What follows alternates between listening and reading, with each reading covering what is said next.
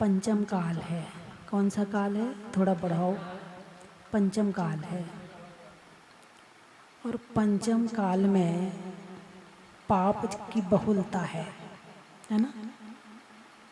पाप बढ़ता हुआ है। कैसा है? बढ़ता हुआ। पहले पाप के साधन कम थे और अब पाप के साधन ज़्यादा है। पहले यदि गुस्सा करना है आदमी को तो कैसे करेगा? ये सामने आएगा तभी तो गुस्सा होगा ना। सामने होगा ही नहीं तो किस पे करेगा? कोई साधन ही नहीं था, यानी मोबाइल नहीं था, फ़ोन नहीं थे, तो गुस्सा करेगा तो कैसे करेगा? जब तक 2-5 दिन बाद वो आता था तब तक गुस्सा ठंडा हो जाता था, है ना? अब यदि गुस्सा आ रहा है और सामने वाले पे गुस्सा करना है तो अभी लो फटाफट निकाल उसका नंबर, लगा उसका फ़ोन, अभी बताते उसको और शुरू। बोलिए हाँ या ना, है ना? यानी पंचम काल है। शरीर की शक्ति तो कमज़ोर होती जा रही है लेकिन पाप बढ़ता जा रहा है। जितनी शक्ति मोक्ष जाने के लिए चाहिए उतनी ही शक्ति सातवें नरक जाने के लिए चाहिए। सातवें नरक कोई कमज़ोर आदमी नहीं जा सकता है। सातवें नरक जाने के लिए वज्र वृषभ नारा संघनन चाहिए। और मोक्ष जाने के लिए कौन सा संघनन चाहिए? वज्र वृषभ। वज्र यानी वज्र की हड्डियाँ, वज्र के जोड़, वज्र की नसें, वज्र की सारी चीज़ें। शरीर में जो हड्डियाँ हैं ना, अभी तो हमारा सबसे कमज़ोर वाला संघनन है, इधर फिसले और इधर टूटी। और जिसकी वज्र की हड्डियाँ होती हैं, जैसे हनुमान जी हैं, जब उन्हें विमान से ले जा रहे थे, है ना, अंजना सती और उनके मामा आदि, हनुमान जी का जन्म हुआ था तो छोटे से हनुमान जी को ले जा रहे थे और विमान में उछल के ऐसे उछले कि वो पहाड़ में नीचे जाके गिर गए विमान से। अब अंजना सती को लगा कि मुश्किल से तो परेशानी दूर हुई थी और अब ये और गिर गया, अब क्या होगा? नीचे जाकर देखा तो जिस शिला पर गिरे थे, जिस पत्थर पे गिरे थे, वो पत्थर टूट गया था और हनुमान जी मुस्कुरा रहे थे। क्यों? ऐसा क्यों हुआ? अरे बोलिए ना, ऐसा क्यों हुआ? उनकी हड्डियाँ वज्र की थी, तद्भव मोक्षगामी थे, उसी भाव से उन्हें मोक्ष जाना था। इसीलिए उनकी जो हड्डियाँ थी वो वज्र की थी, तो वज्र जिस पर गिर जाता है वो चीज़ टूट जाती है। और इधर तुम जिस पर गिर जाओ क्या टूटेगा? हड्डियाँ टूटेंगी। यानी जो हमारे स्ट्रक्चर, जिसको कहते हैं स्ट्रक्चर मजबूत है तो बिल्डिंग मजबूत है, और स्ट्रक्चर कमज़ोर है तो कहते हैं बिल्डिंग कमज़ोर है। ऊपर का प्लास्टर कितना अच्छा हो, ऊपर का रंग रोगन कितना बढ़िया हो, ऊपर कंगूरे कितने बढ़िया लगाए हों, लेकिन उसकी जो मजबूती है वो तो उसके स्ट्रक्चर से होती है। तो हमारे शरीर का जो स्ट्रक्चर है वो हड्डियाँ हैं। अरे बोलिए ना, हड्डियाँ हैं। और जिसकी हड्डियाँ जितनी मजबूत होती हैं उसके अंदर शक्ति उतनी ज़्यादा होती है।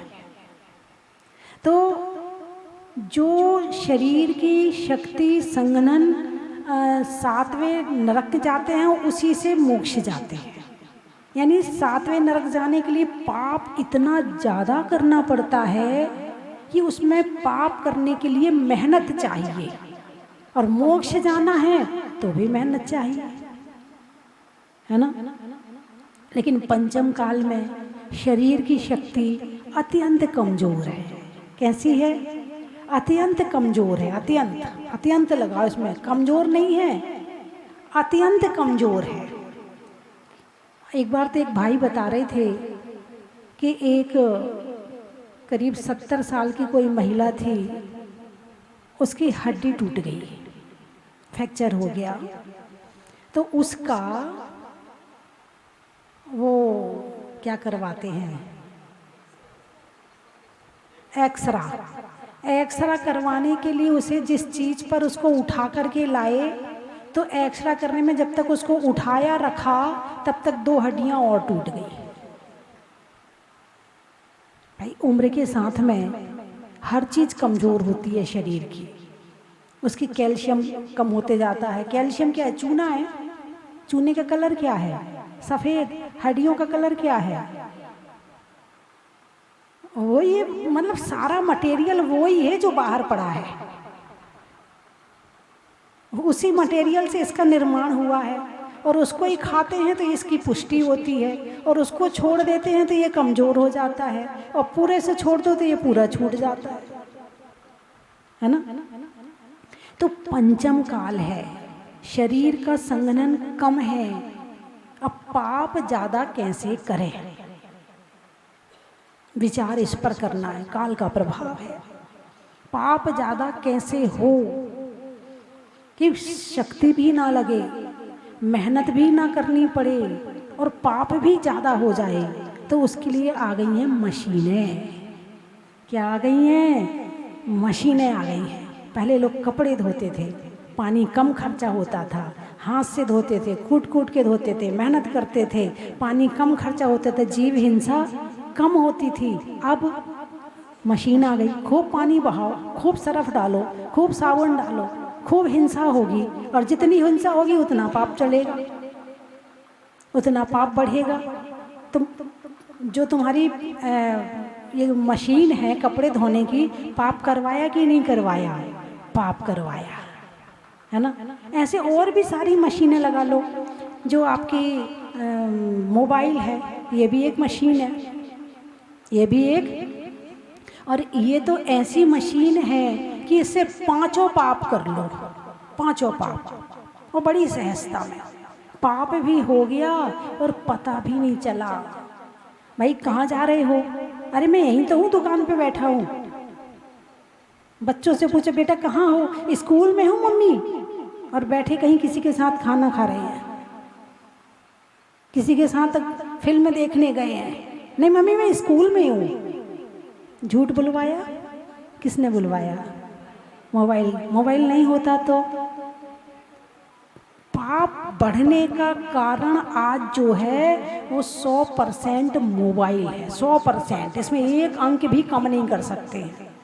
100% मोबाइल के माध्यम से क्रोध हो रहा है।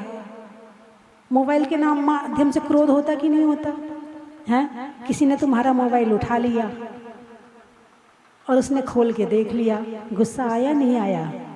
सारे दिन मेरा मोबाइल लेता है, 10 बार मना कर दिया, मेरे मोबाइल में छुआ कर, बेशरम कहीं का। क्या कहते हो? बार बार मना करते हैं फिर भी नहीं मानता है, शर्म भी नहीं आती तुझे, ऐसे कहते हो ना। यानी ये गाली किसने दिलवाई? मोबाइल के कारण। अच्छा मोबाइल है तो गुस्सा, मोबाइल नहीं है 10 बार कह दिया अच्छा वाला मोबाइल दिलवा लो, जब देखो सुनते ही नहीं हो मेरी। तो सबके यहाँ देखो कितने अच्छे अच्छे मोबाइल, वो नहीं है तो गुस्सा और है तो गुस्सा। और बाई चांस चलो है और नहीं है पे गुस्सा।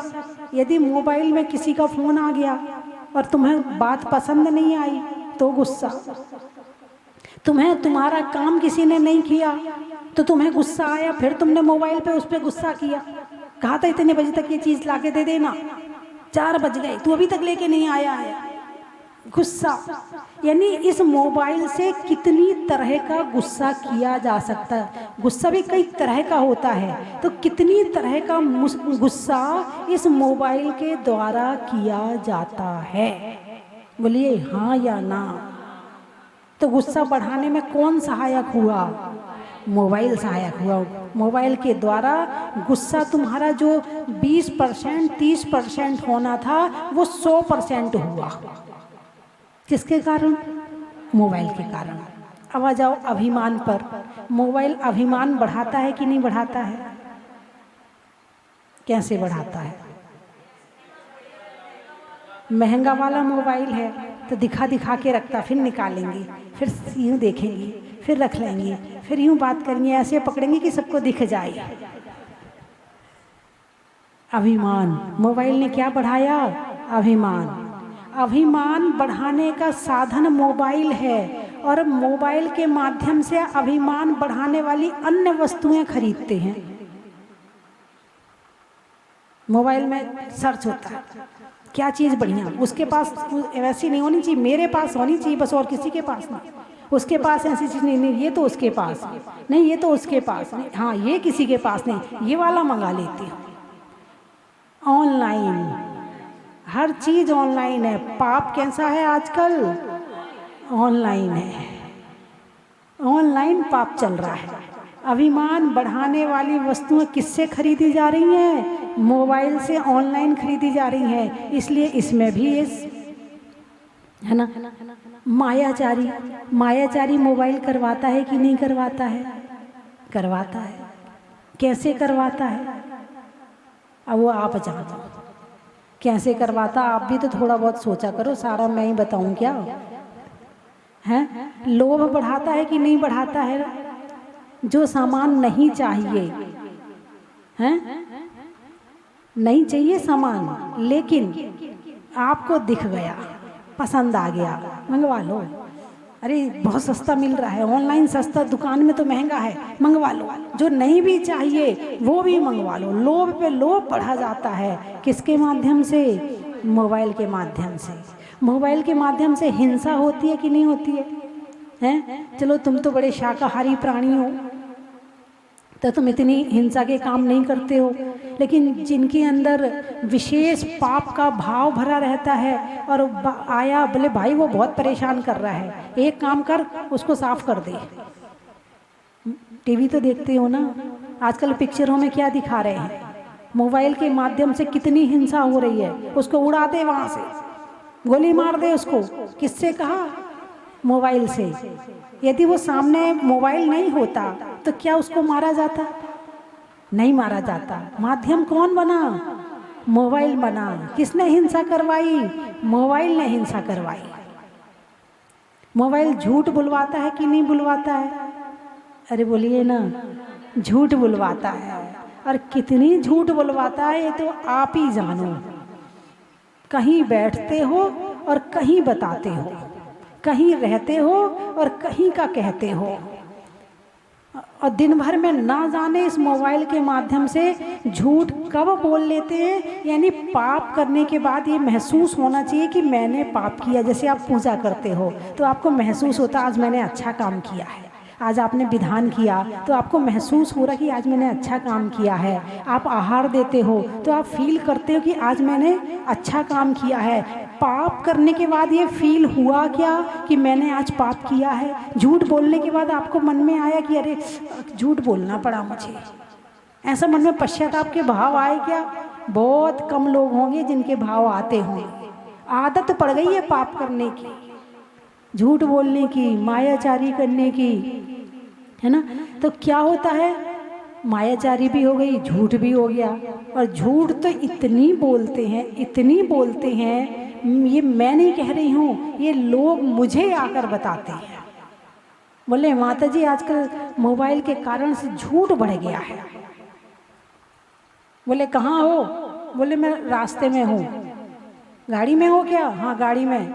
फिर पत्नी भी कहती जरा हॉर्न बजा के बताओ। यदि गाड़ी में हो तो हॉर्न बजा के बताओ तो मैं मानूंगी कि तुम वहाँ पर हो। मंदिर में हो तो घंटी बजा के बताओ कि तुम मंदिर में हो। अब पकड़ने की भाई, जब आदमी झूठ बोलना शुरू करता है तो इंसान उसको कैसे पकड़े, वो उसके साधन ढूंढता है।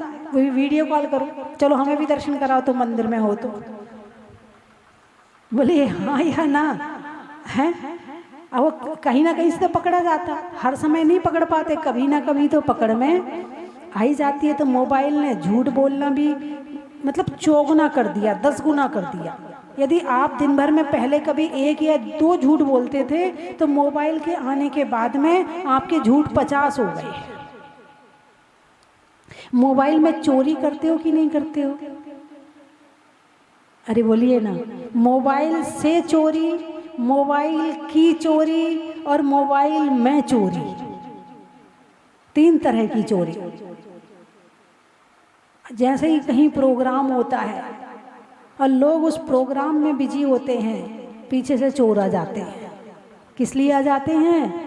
धीरे से तुम्हारे जेब से मोबाइल कब निकाल लेते पता ही नहीं चलता है। ये मोबाइल की चोरी हो गई।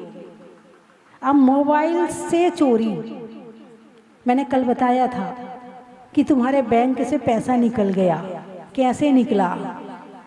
वो बैंक में तो गया नहीं भाई। आदमी बैठा है कोटा में और दिल्ली के बैंक से पैसा चोरी कर लिया। अब दिल्ली जाएगा, इतनी गर्मी हो रही है, वहाँ बैंक के अंदर जाएगा, घुसने नहीं देंगे, वहाँ सब चीज़ देखेंगे, बहुत सारी बातें होंगी, पकड़ में आ जाएगा। लेकिन मोबाइल से जाने वो कैसे पैसा निकाल लेते हैं, बैंक का पैसा मोबाइल से निकाल लेते हैं। क्या दिमाग पाया। शरीर की शक्ति की ज़रूरत नहीं है, पाप करने के लिए इसकी ज़रूरत है। ये जिसका दिमाग तेज है वो ही मोबाइल से पाप कर सकता है। जिसका दिमाग तेज नहीं है वो मोबाइल से पाप भी नहीं कर सकता है। तो मोबाइल से चोरी भी हो रही है, मोबाइल से चोरी हो रही है, मोबाइल में चोरी हो रही है। किसी का मोबाइल 2 मिनट को खुला छोड़ा मिल जाए और वो जरा 1-2 नंबर को चला जाए, तो वहाँ जो होशियार, जो दूसरा मोबाइल का होशियार बैठा है ना, वो फटाफट उसका मोबाइल खोल के उसमें से जाने कितनी चीज़ें अपने मोबाइल में भेज देता है। आजकल की लड़कियां, पहले तो कहते भाई पाप करने में पुरुष ही होशियार होते हैं, मगर आजकल की लड़कियों ने नाम कमा लिया है पाप करने में। क्योंकि पाप करने के लिए शरीर की मेहनत चाहिए, लेकिन अब शरीर की मेहनत वाला पाप तो खत्म हो गया है, अब तो दिमाग वाला चाहिए। तो लड़कियों का दिमाग वैसे ही तेज होता है, वैसे ही उठा पटक वाला होता है, इधर की उधर, उधर की उधर, खूब मतलब एक नेचुरल उनके अंदर क्वालिटी होती है। तो अब इस क्वालिटी से क्या हुआ, वो क्वालिटी का यूज किस में किया? मोबाइल में किया। उसका डाटा चुरा लिया। कोई चीज़ तुम्हारे पास नहीं थी वो तुमने चुरा ली, और जब तक वो आई या आया तब तक आपने वो मोबाइल वापस बंद करके रख दिया। लैपटॉप में से चुरा लेते हैं, किसी का लैपटॉप मिल जाए तो उसमें से चुरा लेते हैं, कंप्यूटर में से चुरा लेते हैं। मोबाइल में चोरी, मोबाइल से चोरी और मोबाइल की चोरी, चोरी चोरी। मेरी बात समझ रहे हैं ना बच्चे? समझ रहे हैं ना मेरी बात? है ना, आ रही मेरी बात समझ में? मोबाइल पाप का खजाना है, पाप का डिब्बा है। क्या है? पाप का डिब्बा है। इसलिए मोबाइल का प्रयोग जितना जरूरी हो उतना ही करना चाहिए, ज़्यादा नहीं करना चाहिए। ठीक है, अब मैं तो बड़े शॉर्ट में बता रही हूँ। यदि विस्तार कर दूँ ना इसका तो बहुत सारे चिट्ठे खुल जाएंगे अभी तो। नहीं, आपके नहीं, आप तो बड़े अच्छे लोग हैं, आप तो बड़े धर्मात्मा। देखो प्रवचन सुन रहे हो, सुबह से पूजा कर रहे हो, सुबह 6 बजे आ जाते हो, 10:30-11 बजे यहाँ से जाते हो। मोबाइल कहाँ आपके हाथ में आता है? ज़रूरत ही नहीं पड़ती आपको मोबाइल की। भले वो साथ में रहता है, पड़ा रहता है। भाई किसी को फ़ोन करना हुआ ज़रूरी तो हो गया, या किसी का सुन लिया, आप इससे ज़्यादा कुछ भी नहीं कर रहे। आप कहाँ कर सकते हो चोरी? नहीं कर सकते। अच्छा, मोबाइल चोरी जब करते हैं, कुछ भाई इस तरह के चोर भी होते हैं जो फिजिकल चोरी करते हैं, जा कर के चोरी करते हैं। तो 2 तो खड़े हो गए बाहर और 2 चले गए अंदर। अब उनके मोबाइल में नंबर डायल होके तैयार है कि जैसे ही कोई आएगा वैसे ही हम फ़ोन कर देंगे, तू वहाँ से भाग जाना। मौका मिला तो पूरी चोरी हो गई और नहीं मिला तो आधी करके भाग लिए। ये किसके माध्यम से हुआ? मोबाइल के माध्यम से। यानी मोबाइल इसमें भी सहारा देता है। किसमें सहारा बन रहा है? पाप करने में सहारा बन रहा है। अब चौथे पाप का नाम है कुशील। क्या नाम है? कुशील। क्या नाम है? कुशील यानी अब्रह्म। क्या है? अब्रह्म। कुशील, कुशील जानते हो ना? किसी दूसरे पर पुरुष या पर नारी की तरफ बुरी दृष्टि डालकर देखना या बुरा करना ये कुशील कहलाता है। और वर्तमान में इसकी तो परिभाषा ही बदल गई। यदि कोई किसी पे दृष्टि ना डाले, बोले देखता ही नहीं, उसका तो दिमाग ही खराब है, वो तो ढंग से मुझे देखता ही नहीं है। और पहले कोई देख लेता था, बोले भाई काहे को ऐसा देखता है, ये बुरी दृष्टि क्यों डालता है। आजकल तो ये है भाई तुम देख नहीं रहे, हम अच्छे नहीं लग रहे क्या, हम तैयार अच्छे से हो के नहीं आए, हम सुंदर नहीं लग रहे क्या, जब तुम मुझे देख भी नहीं रहे हो। परिभाषा ही बदल गई अब तो बच्चों में कि लड़कियों में किसी का बॉयफ्रेंड ना हो, तेरा कोई बॉयफ्रेंड नहीं है, तेरे कोई नहीं, एक भी नहीं है, हमारे तो चार चार हैं। मतलब आज फैशन, पाप क्या बन गया है, फैशन बन गया है। और जब पाप फैशन बन जाएगा तो वो बुरा नहीं लगता है, वो ऐसा लगता है वो तो सही कर रहे हैं, हम अकेले थोड़ी कर रहे हैं, सब लोग कर रहे हैं। ऐसा होता कि नहीं होता है। तो वर्तमान समय में जो अब्रह्म का पाप है, पहले तो देखते हैं मोबाइल में कोई अकेले समयसार नहीं है, मोबाइल में अकेले नियमसार और हमारे प्रवचन नहीं है, मात्र हमारे जो जैन चैनल अकेले वो नहीं है, उसमें पाप की चीज़ें ज़्यादा हैं और अच्छी चीज़ें कम हैं। पाप की चीज़ें तो अपने आप निकल के चली आती हैं, तुम्हें तो केवल क्लिक करना है, और जो अच्छी चीज़ें हैं उनको निकालना पड़ता है, उनको सर्च करना पड़ता है, उनको ढूंढना पड़ता है। और जो मोबाइल में देखने लगो, मोबाइल वो ही दिखाने लगता है। ये भी आपको पता ही है कि जो देखने लगो वो ही दिखाने लगता है। तो मोबाइल में बहुत, अभी एक लड़की है वो आती है मेरे पास में, तो जब वो अभी हॉस्टल में रह रही थी तो उसकी जो जूनियर थी उसके पास मोबाइल नहीं था, तो उसके पास मोबाइल मांगने आई, दीदी मुझे थोड़ा सा काम है मोबाइल से, आप मुझे दे दो ना। तो अब उसने अपना, भाई जूनियर है, काम है, इसको दे दिया, क्योंकि अब वैसे ही तुम्हारा वो फ्री है, क्या कहते हैं, हाँ नेट फ्री है, अब तो एक बार चार्ज कराओ और पूरे 1 महीना पाप करो, कोई पैसा नहीं है। पहले तो हर मिनट का पैसा लगता था, तो कम से कम लोग कम करते थे, अब तो पाप फ्री में मिल रहा है, खूब करो, चूस के करो, जैसे नींबू की तरह निचोड़ते ऐसे पाप करो, कोई टोकने वाला नहीं, कोई रोकने वाला नहीं। अब उसने वो मोबाइल उसको दे दिया, अब उसने मोबाइल में जो भी सर्च किया वो मोबाइल वापस करके चली गई। अब उसमें कुछ कोई सिस्टम ऐसा भी होता है कि सामने वाले ने क्या देखा है वो उसको हाँ चेक कर सकता है। तो उसने जब वो मोबाइल चेक किया, वो लड़की थी 10-12 साल की, जो लड़की ले गई थी मोबाइल, तो उसने जब वापस उसको चेक किया कि इसने क्या मोबाइल में देखा है, क्या सर्च किया है, तो पता चला कि उसमें उसने गंदी वीडियो देखी है। कितने साल की लड़की है? 10-12 साल की लड़की है ना। और क्या देखा उसने? गंदी वीडियो देखी। अब पहली बात कि एकांत मिला, एकांत मिलते ही पाप के भाव आते हैं।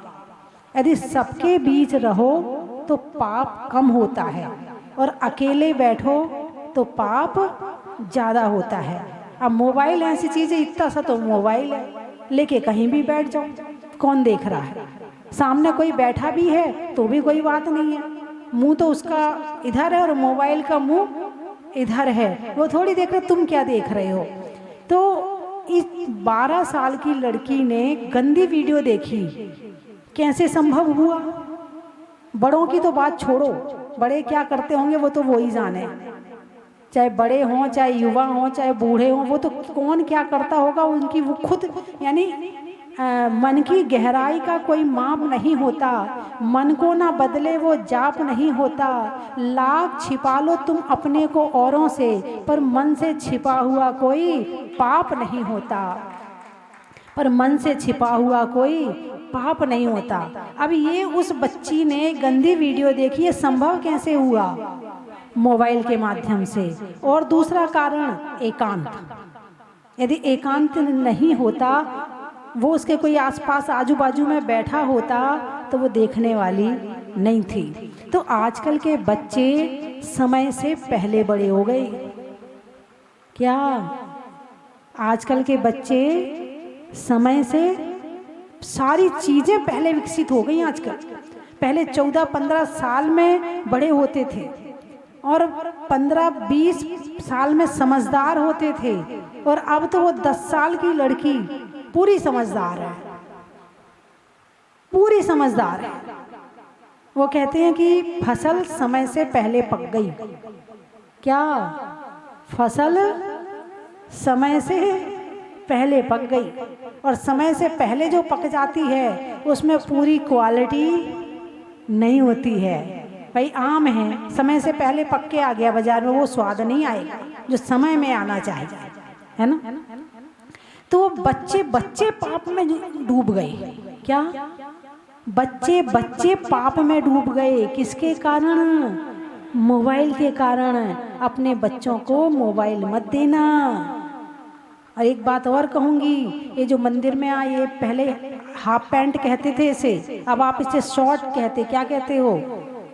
हाँ, जो भी कहते हो आप, कम से कम मंदिर में पहना के मत लाया करो। कम से कम मम्मियों को तो इतनी अकल होनी चाहिए कि अपने बच्चों को ये चीज़ ना पहनाएं। चलो बच्चे मांगते हैं तो समझाना तो आना चाहिए ना कि बेटे ऐसे कपड़े नहीं पहनते हैं, और लड़कियों को तो नहीं पहनना चाहिए। लड़कों को तो फुल पैंट पहनाते हो, और इन्हें वो पहले इसको, भाई सबसे पहली भाषा में इसे क्या कहते थे? चड्डी कहते थे। फिर क्या कहते थे? अंडरवियर कहने लगे। फिर क्या कहते थे? हाफ पैंट पे कहने लगे। अब क्या कहते हैं? तो नाम बदलने से कुछ बदला क्या? काम तो वही हो रहा है, नाम ही तो बदला है। नाम बदलने से कौन सा तुम स्वर्ग में पहुंच जाओगी? इसलिए अपनी लड़कियों को छोटे कपड़े घर में भी ना पहनाएं। मम्मी मुझे तो गर्मी लग रही है, मैं तो यही पहनूंगी। नहीं बेटा, मर्यादा। क्या मर्यादा? और माँ अपनी बेटी को मर्यादा नहीं सिखाएगी तो क्या वो सीता मैना बनेगी? और फिर उसके साथ में जब कोई घटना घटेगी तो कहेगी लोग इतने खराब हो गए हैं। लोग जरूर खराब हो गए हैं, मगर तुमने जो पहना है वो क्या अच्छा है? सामने वाले के विचार परिवर्तन करने में कौन सहायक है? यदि तुम्हारा मोबाइल सहायक है तो तुम्हारे कपड़े भी सहायक हैं। कपड़े ऐसे पहनोगे कि सामने वाले के विचार बदलें, भाव खराब हों। अभी ये छोटे हैं, अभी छोटी है ना, कोई बात नहीं, पहन ले बेटा। तेरी बुआ लेके आई, ये बुआ और खराब करती है। अभी आने वाली है और बुआ, गर्मी की छुट्टी लग गई, सब बच्चों के लिए यही खरीद के लाएंगी। उनकी मम्मी मना भी करेंगी तो भी नहीं मानेगी। कई बार मम्मियाँ मना भी करती हैं तो बुआ ला के दे देती है। चल मैं नहीं बिगाड़ रही, मेरी नहीं बिगड़ रही, तेरी तो बिगड़ जाए। हाँ बिल्कुल सही बता रहे हैं आप लोग, इस चीज को समझ नहीं रहे हो। ये चीज किस दिशा में इंसान को ले जाएगी आपको पता नहीं है। अभी से संस्कार हाफ पैंट पहनने के पड़ रहे हैं, बड़े होके क्या तुम्हारे जैसे साड़ी पहनेंगे? जो बचपन में पहना है वो ही पहनेंगे। जब अभी शर्म नहीं आ रही है तो फिर बड़े में कैसे शर्म आएगी? तो अभी से बच्चों के अंदर मर्यादा के कपड़े पहनने की आदत डालें। बेटा ये हमारी ड्रेस नहीं है। अच्छा मुझे ये बताओ, एक गीदड़ है, ठीक है, और वो शेर की खाल पहन ले तो क्या वो शेर बन जाएगा? अरे बोलिए ना, नहीं बनेगा। लड़कियां यदि लड़कों के कपड़े पहन लें तो क्या वो लड़का बन जाएंगे? अभी आज मैं यहाँ नदी किनारे गई थी, कहते ना लड़की और लड़के बराबर है, ज़्यादा बराबरी करने की बड़ी डिमांड करते, कोई छोटा बड़ा नहीं है, दोनों बराबर है, दोनों लड़ते हैं। अभी मैं सुबह थोड़ा नदी किनारे गई थी तो जब मैं लौट रही थी तो एक लड़की वो स्कूटी चलाना वलाना सीख रही होगी और ले जाके पटक दी। चोट वोट नहीं आई, वो गिर गई, उठ गई। अब वो स्कूटी उठाए तो उठे ना उससे। तो सामने कोई एक व्यक्ति जो मॉर्निंग वॉक कर रहे थे वो आए, उन्होंने उसकी स्कूटी उठाई, उसको पकड़ाया, उसको दी, फिर वो चले गए। यदि कोई उसका अपना होता तो शायद उससे बातचीत भी करता, उसने कोई बातचीत नहीं करी, बस उठाई पकड़ाई और वो चला गया। इसका मतलब वो उसको जानती नहीं थी और उसको सहायता किसकी पड़ी? पुरुष की। किसकी सहायता लेनी पड़ी? भाई दोनों बराबर है ना, उठा लो अपने आप। अभी सामान उठाना हो तो लड़के चाहिए, और बाकी दोनों बराबर। बराबर कैसे हो जाएंगे? अरे बोलिए ना, मत करो बराबरी। आम आम है, इमली इमली है, गुलाब गुलाब है, चंपा चंपा है, चमेली चमेली है, पुरुष पुरुष है, स्त्री स्त्री है, कोई किसी के जैसे नहीं है। बराबरी करने की कोशिश मत करो। खेत में धान का, शादी में पान का, और आज होने वाले ऋषि मंडल विधान का। और बोलो, प्रवचन किसके प्रवचन? वो तो तुम, अच्छा हाँ ठीक है। बुनाई में बुनने का, चावल में चुनने का, और मोबाइल में मेरे प्रवचन सुनने का। और बोलिए,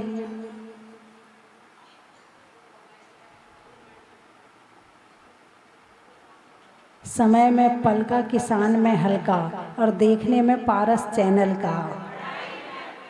बोलिए 24वें भगवान की। कि 10 तारीख को माता जी के आशीर्वाद से और मुनि सुखनाथ भगवान के आशीर्वाद से सभी प्रतिमाएं वहां विराजमान हो चुकी है। एक भगवान अभी जाने बाकी हैं। मूल नायक तो यही रहेंगे, शायद जैसा सभी को विदित है। निर्माण तोड़ फोड़ का काम भी चालू हो गया है, वेदियां खुल गई है, और कमिटी वाले जोर शोर से लगे हुए हैं। पूरा जो नियम जो हमने शपथ ली है कि माता जी ने तो 5 साल का दिलाया है नियम, लेकिन माता जी ने कहा कि मेरे को तो 18 महीने में पूर्ण मंदिर चाहिए। तो मैं तो यही कहना चाहूंगा कि सभी लग के, अभी थोड़ा सा अपन को समय देना पड़ेगा, ध्यान देना पड़ेगा, लेकिन अगर अपन अभी इसको तोड़ने में थोड़ा जल्दी करेंगे तो बरसात के पहले अपने नीचे फाउंडेशन चालू हो जाए तो मैं कह रहा हूँ 18 महीने से भी कम में ये मंदिर बन के तैयार हो जाएगा। और सबका थोड़ा थोड़ा सहयोग रहे और माता जी का सानिध्य और आशीर्वाद बराबर मिलता रहे तो ये काम पूर्ण रूप से हो जाएगा। हमारे राजेंद्र जी हैं, गंगवाल साहब हैं, सभी संजय जी हैं, सभी जोर शोर से लगे हुए हैं, और मैं चाहता हूं इसी प्रकार पूरा अपने तन मन धन से यहाँ लगे रहेंगे तो मैं चाहता हूं निश्चित ये मुनि सुखनाथ बनगढ़ का दरबार एक बहुत ही सुंदर करती उभर के आएगा।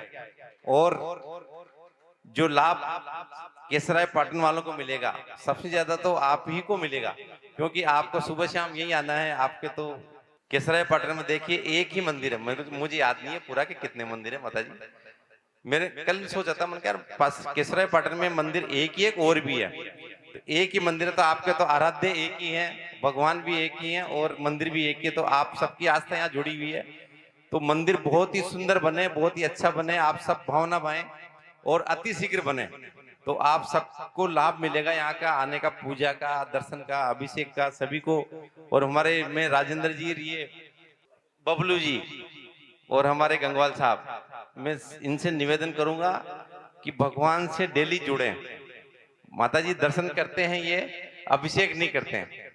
धीरे धीरे मैं यही कहूंगा कि भगवान से डायरेक्ट जुड़े, उनकी ऊर्जा, उनके स्पर्श भगवान के डेली आप करें। ठीक, अभिषेक नहीं करें तो भी स्पर्श करके ही भगवान का आप आए। देखिए उनका मन है कि जब नया मंदिर बनेगा ना तब करूंगा। नहीं भगवान की जो ऊर्जा है वो डेली आपको लेनी है, क्योंकि भगवान में इतनी ऊर्जा है कि अपन स्पर्श करेंगे ना तो उनका पूरा अपने अंदर आ जाता है। तो भगवान से डायरेक्ट जुड़े, मैं यही निवेदन करता हूं। और इस मंदिर का पूर्ण सभी मिलकर माता जी का आशीर्वाद बराबर अपन को मिलता रहे और सब भावना, महिलाएं डेली एक माला, माता जी ने जैसा बताया था कि मुनि सुखनाथ भगवान की एक माला डेली फेरनी है, सभी एक माला कम से कम डेली फेरें और हम सब अपना पुरुषार्थ करें तो मैं कह रहा हूं कि अति शीघ्र मंदिर बन के तैयार हो जाएगा, मैं ये दावा कर रहा हूं। और सारी कोई भी माता जी के आशीर्वाद से मुनि सुखनाथ भगवान बैठे, कोई भी समस्या नहीं आएगी, कोई भी विघ्न नहीं आएंगे, बस अपन लगे रहें तो काम जल्दी हो जाएगा। इन्हीं शब्दों के साथ मैं ज्यादा समय लेते हुए माता जी निवेदन करता हूँ कि माता जी अपनी अमृत में वाणी से सभी को कृतार्थ करें। जहाजपुर में हम लोग यहाँ आए, आने के बाद हमको ऐसा लगा कि जहाजपुर के मुनि सूरतनाथ भगवान के चरणों में सभी पापों का क्षय हो गया।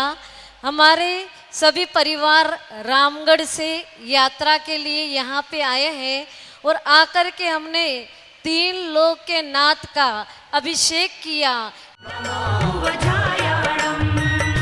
नमो लोए सब साहुण कंचन की थाल को सजाओ रे आज, रत्नों की थाल को भर लाओ रे आज। आओ आओ करे रे गुणगान आरती भगवन की, आओ आओ करे गुणगान आरती भगवन की। आओ आओ करे रे गुणगान आरती भगवन की।